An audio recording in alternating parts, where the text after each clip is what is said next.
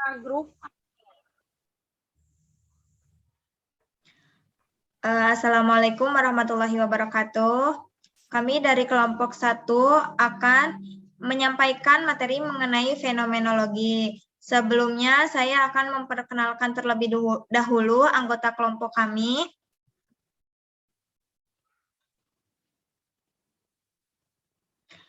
Yang terdiri dari Anissa Salsabila, Astri Oktaviani, Dewi Yulianti, Halisa Tri Agustin, Mila Dwi Kania, dan Nabahan Hayati Mustika Ati.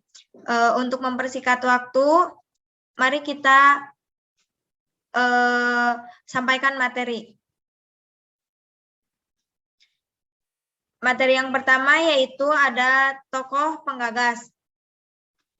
Nah, ada 4 tokoh penggagas yang mencetuskan tentang fenomenologi. Di antaranya yaitu yang pertama ada Edmund Husserl. Menurut beliau, memahami fenomenologi sebagai suatu metode dan ajaran filsafat. Sebagai metode, Husserl membentangkan langkah-langkah yang harus diambil agar sampai pada fenomena yang murni. Nah, untuk melakukan itu harus dimulai dengan subjek, yaitu manusia, serta kesadarannya dan berusaha untuk kembali pada kesadaran murni. Nah, sedangkan sebagai filsafat, fenomenologi memberikan pengetahuan yang perlu dan esensial tentang apa yang ada. Dengan kata lain, fenomenologi harus dikembalikan kepada objek tersebut. Nah, metode fenomenologi menurut beliau menekankan satu hal penting, yaitu penundaan keputusan. Penundaan keputusan yang harus ditunda atau didukung untuk memahami fenomena. Pengetahuan yang kita miliki tentang fenomena itu harus kita tinggalkan atau lepaskan dulu, agar fenomena itu dapat menampakkan dirinya sendiri. Nah, untuk memahami filsafat Husserl, ada beberapa kata kunci yang perlu diketahui. Di antaranya yaitu fenomena adalah realitas esensi, atau dalam fenomena terkandung pula nomena, sesuatu yang berada di balik fenomena. Selanjutnya, pengamatan adalah aktivitas spiritual atau rohani. Yang ketiga, kesadaran adalah sesuatu yang intensional, yaitu terbuka dan terarah pada subjek. Selanjutnya, substansi adalah konkret yang menggambarkan isi dan struktur kenyataan dan sekaligus bisa terjangkau. Usaha untuk mencapai segala sesuatu itu harus melalui reduksi atau penyaringan yang terdiri dari beberapa reduksi. Di antaranya yaitu reduksi fenomenologi. Harus menyaring pengalaman-pengalaman dengan maksud pendapat fenomena dalam wujud semurni-murninya. Dalam artian bahwa kita harus melepaskan benda-benda itu dari pandangan agama, adat istiadat, ilmu pengetahuan, dan ideologi. Selanjutnya, reduksi eidetis, yaitu dengan menyaring atau penempatan dalam tanda kurung sebagai hal yang bukan eidos atau intisari atau hakikat gejala atau fenomena. Selanjutnya, reduksi transendental, yaitu dalam penerapannya berdasarkan subjeknya dalam subjeknya sendiri, pembuatannya dan kesadaran yang murni. Selanjutnya, menurut Max Scheler, berpendapat bahwa metode fenomenologi sama dengan cara tertentu untuk memandang realitas. Nah, dalam hubungan ini, kita mengadakan hubungan langsung dengan realitas berdasarkan intuisi pengalaman fenomenologinya. menurut beliau ada 3 fakta yang memegang peranan penting dalam pengalaman filsafat. Di antaranya yang pertama itu ada fakta natural. Nah, fakta natural itu berdasarkan pengalaman indrawi yang menyangkut benda-benda yang nampak dalam pengalaman biasa. Nah, yang kedua ada fakta ilmiah. Nah, fakta ilmiah ini yang mulai melepas diri dari penerapan indrawi yang langsung dan semakin abstrak. Yang ketiga ada fakta fenomenologis, yaitu isi intuitif yang merupakan hakikat dari pengalaman langsung. Selanjutnya, menurut Martin Heidegger, menurutnya manusia itu terbuka bagi dunianya dan sesamanya.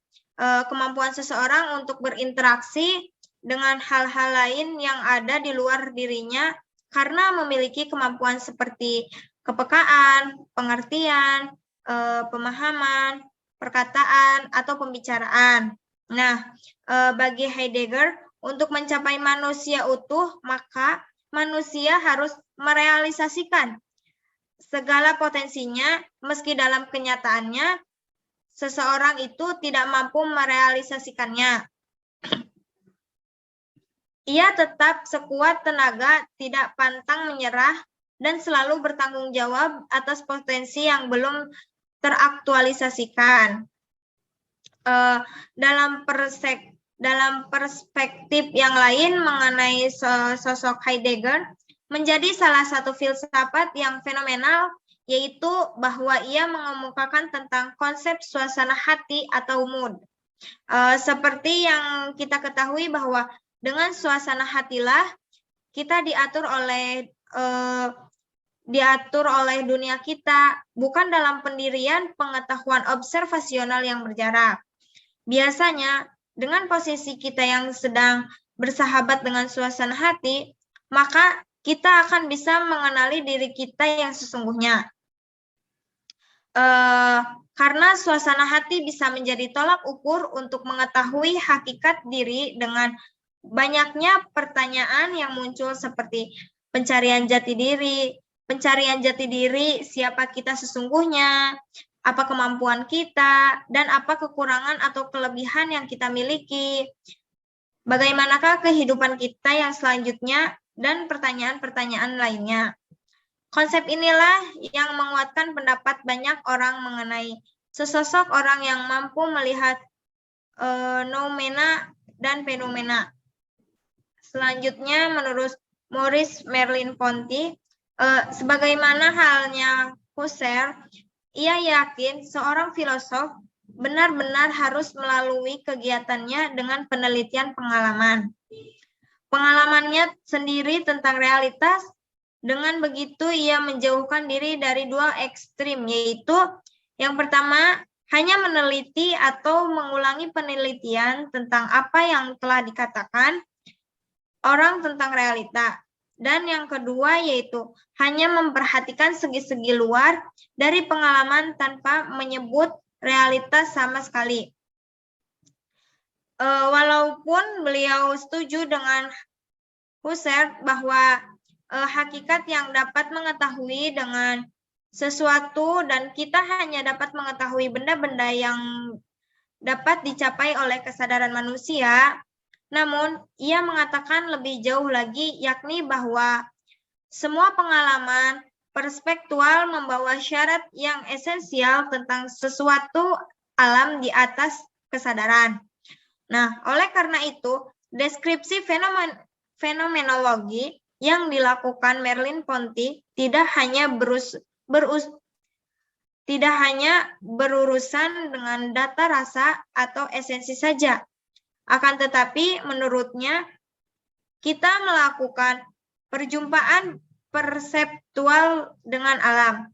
Merleau-Ponty menegaskan sangat perlunya persepsi untuk mencapai yang real. Mungkin cukup sekian, selanjutnya yaitu ke pemateri selanjutnya. Baik, terima kasih kepada moderator. Selanjutnya, saya membacakan pengertian fenomenologi. Istilah fenomenologi berasal dari bahasa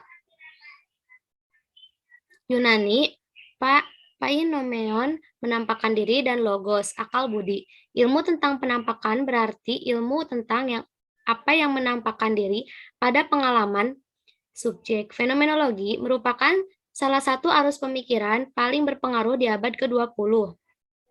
Buku ini membincang fenomenologi dengan kerangka studi tokoh, sejak dari Edmund Husserl, Martin Heidegger, Jean-Paul Sartre, Maurice Merleau-Ponty, hingga Jacques Derrida.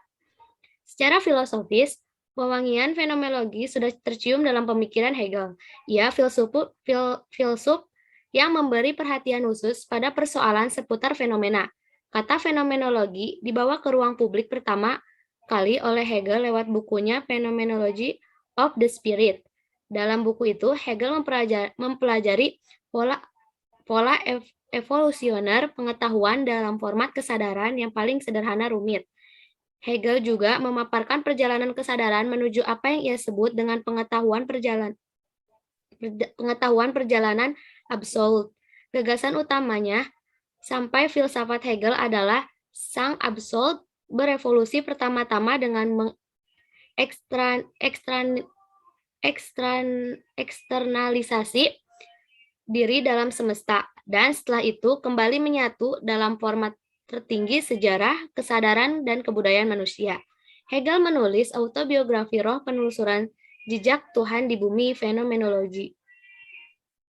Hegel syarat dengan metafisika, yaitu perbincangan tentang apa yang ada di balik penampakan. Sekian materi yang dapat saya sampaikan, saya kembalikan lagi kepada moderator. Baik, terima kasih kepada pemateri yang telah menyampaikan materinya. Selanjutnya disambung ke pemateri ketiga.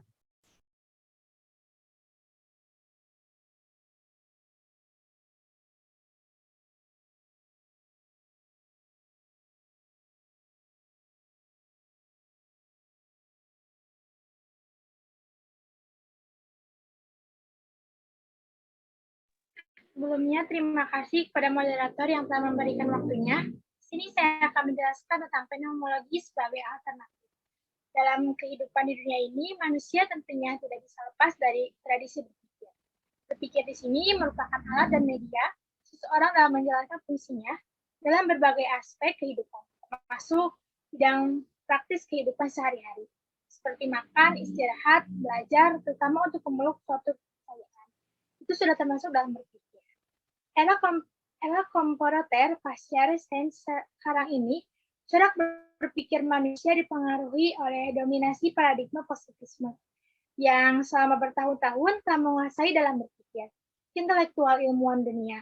Paradigma positivisme tidak hanya masuk ke dalam ilmu-ilmu alam, tetapi juga pada ilmu-ilmu sosial, bahkan ilmu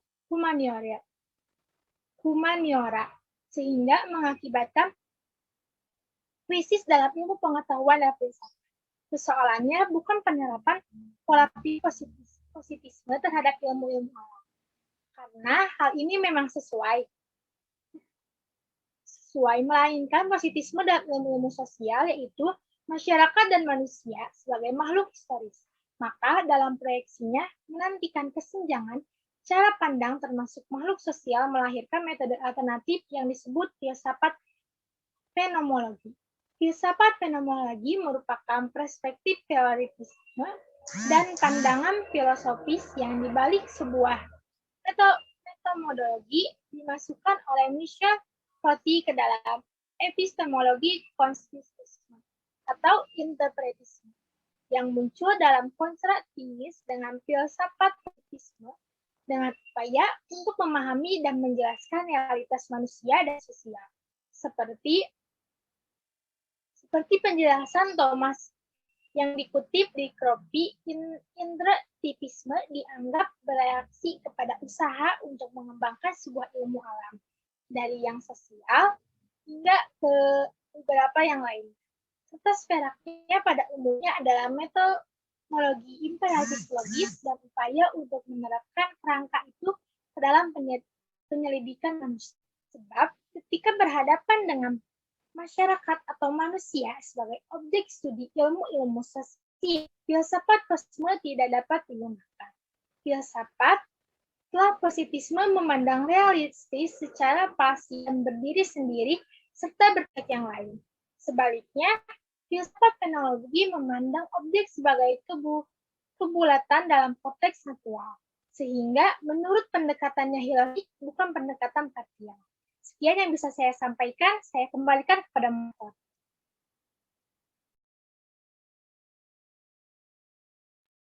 Baik, terima kasih kepada pemateri. Selanjutnya dilanjutkan kepada pemateri keempat. Saya persilahkan. Baik, yang selanjutnya yaitu fenomenologi sebagai metode filsafat. Salah satu perubahan terbesar dalam perspektif manusia tentang dirinya sendiri berlangsung di Eropa pada abad 13 dan 17 Masehi. Sebab di abad pertengahan manusia memandang segala hal dari sudut pandang ketuhanan. Kaitannya dengan Tuhan yang menciptakan, mengarahkan, mempertahankan, serta penyemat manusia dan seluruh alam raya. Manusia modernitas mengubah paradigma berpikir ini, bahkan peralihan tersebut pada suatu keadaan bersifat demokratif. Reformasi abad 16 yang menolak banyak klaim gereja, serta dasar-dasar ateisme yang dirumuskan oleh filsuf era itu. Hal ini mengantarkan peradaban Eropa menuju masa perpecahan. Titik poin yang hendak disinggung adalah di dalam era kebangkitan terdapat suatu kunci pokok modernitas, kesadaran dan subjektivitas. Subjektif di sini bukan sebagai lawan dari objektif, melainkan dari kata subjek, aku sebagai yang menghendaki, bertindak, serta mengerti. Kiranya dapat dimaklumi tatkala Hegel berujar manusia adalah kesadaran diri. Manusia tak hanya hadir di dunia sebagai benda, melainkan sebagai subjek yang berpikir, berefleksi, serta bertindak secara kritis dan bebas. Subjektivitas adalah unsur hakiki dalam paradigma antroposentris. Dengan demikian, pada abad 15 dan 16 Masehi, selain masa revitalisasi agama dan masa kebangkitan Eropa, dan pada saat itu muncul penekanan segala hal pada sudut pandang manusia antroposentris. Kesadaran sesuai kodratnya mengarah ke realitas. Kemudian Husserl menciptakan pendekatan filsafat yang menganalisa kesadaran dan objek-objeknya secara sistematis dan berdasarkan pengalaman. Pendekatan ini yang kemudian dinamakan fenomenologi. Istilah ini terus mengalami perkembangan. Secara genealogis, fenomenologi juga merupakan respon terhadap dominasi rasio abad 17 dan 18. Dominasi rasio terjawantahkan dalam pertimbangan segala hal termasuk alam raya pada sikap matematis, sehingga pada tahap ini rasio telah menjadi kesadaran serta penegak kehidupan. Fenomenologi sendiri merupakan ilmu tentang gejala yang menampakkan diri pada kesadaran kita. Istilah dari perkenalan pertama kali oleh Albert tahun 1764 yang mengarah pada teori penampakan. Namun secara garis besar terhadap 3 pandangan yang dominan pada fenomenologi. Pertama, fenomenologi kritik dan absolutisme. Pandangan ini dinahkodai oleh Immanuel Kant. Kant menjelaskan bahwa fenomenologi kritik mengungkap syarat yang harus dilalui guna mendekatkan objektivitas subjek demi terungkap syarat yang harus dilalui guna mendapatkan objektivitas. Kedua, fenomenologi penampakan yang dinahkodai Hegel. Hegel merinci tahap-tahap yang harus dilalui secara ontologis, agar sampai pada pengetahuan mutlak. Ketiga, fenomenologi sistematis. Pendasaran dengan tokohnya Edmund Husserl. Husserl pada hakikatnya hanya berkonsentrasi terhadap pendasaran disiplin filsafat agar menjelma menjadi ilmu murni. Sekian, saya kembalikan lagi kepada moderator. Baik, terima kasih kepada pemateri keempat. Selanjutnya dilanjut dengan pemateri kelima. Terima kasih kepada moderator yang telah memberikan saya waktu untuk menjelaskan kelebihan dan kelemahan filsafat fenomenologi. Pertama, kelebihannya yaitu fenomenologi sebagai suatu metode keilmuan yang dapat mendeskripsikan fenomenologi dengan apa adanya, dengan tidak memanipulasi data, aneka macam teori dan pandangan. Kedua, fenomenologi mengungkapkan ilmu pengetahuan atau kebenaran dengan benar-benar yang objektif. Ketiga, fenomenologi memandang objek kajian sebagai buatan yang utuh, tidak terpisah dari objek lainnya. Dengan demikian, fenomenologi menuntut pendekatan yang holistik, bukan pendekatan parsial, sehingga diperoleh pemahaman yang utuh mengenai objek yang diamati. Hal ini yang menjadi kelebihan filsafat ini sehingga banyak dipakai oleh ilmuwan-ilmuwan pada saat ini, terutama ilmuwan sosial, dalam berbagai kajian keilmuan mereka, termasuk bidang kajian agama. Dari berbagai kelebihan tersebut, fenomenologi sebenarnya juga tidak luput dari berbagai kekurangan atau kelemahan. Seperti tujuan fenomenologi untuk mendapatkan pengetahuan yang murni, objektif, tanpa ada pengaruh berbagai pandangan sebelumnya, baik dari adat, agama, ataupun ilmu pengetahuan, merupakan suatu yang absurd. B. Pengetahuan yang didapat tidak bebas nilai, tapi bermuatan nilai. Terima kasih, saya kembalikan lagi kepada moderator. Baik, selanjutnya kepada pemateri terakhir, saya silahkan. Terima kasih kepada moderator yang telah memberikan saya waktu. Keterkaitan aliran fenomenologi terhadap layanan bimbingan dan konseling. Hasil penelitian menunjukkan 3 tema utama makna menjadi guru bimbingan konseling. Pertama, sebagai panggilan pawa. Kedua, menikmati kenyamanan. Dan ketiga, sebagai batu loncatan. Dari ketiga tema tersebut, kemudian membentuk subtemu. Sahtema dari panggilan jiwa tidak berorientasi profit, mewujudkan masa depan siswa, dan keyakinan agama. Subtema dari menikmati kenyamanan, rasa nyaman ketika siswa terbantu, menikmati menjadi orang tua bagi siswa, dan mendapat pelajaran hidup. Subtema batu loncatan, menunggu jadi ASN, dan tidak mudah di PHK. Hasil penelitian menunjukkan bahwa ada beberapa bagian dari statement subjek penelitian yang saling kontradiktif, misalnya menjadikan pekerjaan guru bimbingan dan konseling sebagai panggilan jiwa, tapi di sisi lain subjek penelitian menganggap bahwa ia menjadi guru bimbingan dan konseling karena dianggap sebagai profesi yang aman jika dibandingkan dengan pekerjaan lain, misalnya di swasta, dengan akibat terjadi PHK. Penelitian yang dilakukan oleh Pohling, Butak, dan Jungbeyer, dan Leiter tahun 2016 menyimpulkan bahwa peran pekerjaan menggambarkan banyak hal yang berkaitan dengan cara bekerja seseorang. Setiap dimensi dari peran pekerjaan mencakup aspek materi pekerjaan yang dapat mempengaruhi produktivitas kerja seseorang. Semakin besarnya keragaman aktivitas pekerjaan yang dilakukan, maka seseorang akan merasa pekerjaannya semakin berarti dan atau bermakna. Guru bimbingan konseling yang merasa bahwa pekerjaannya dinamis dan beragam, maka ia akan berusaha untuk meningkatkan produktivitasnya.